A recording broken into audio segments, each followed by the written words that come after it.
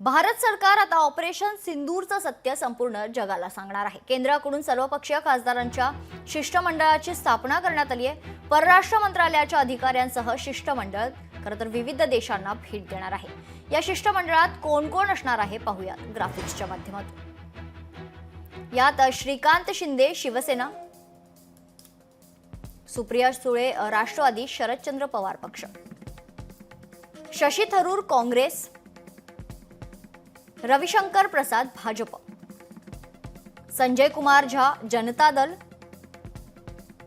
बैजयंत पांडा भाजप, तर कनिमोळी करुणानिधी डीएमके।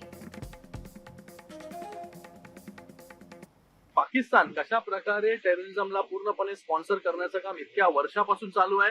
पूर्ण जग पाहतंय की कशा प्रकारे टेररिझमला थारा देण्याचं काम, टेररिझमला फुगवण्याचं काम पाकिस्तानने केलं। आणि अशा पाकिस्तान बरोबर गेले अनेक वर्ष भारत जो आहे हा भारत तिकडे लढतोय, टेररिझमच्या विरोधामध्ये जे आहे हे ऍक्शन्स घेतोय। आणि आता जे ऑपरेशन सिंदूर झालं, मला वाटतं तो एक मोठं अचीवमेंट भारताचं आहे की ऑपरेशन सिंदूरच्या माध्यमाने असे किती दहशतवादी होते, किती टेररिस्ट होते की त्यांना मारण्यात आलं। आणि हे देखील पूर्ण जगाने पाहिलं।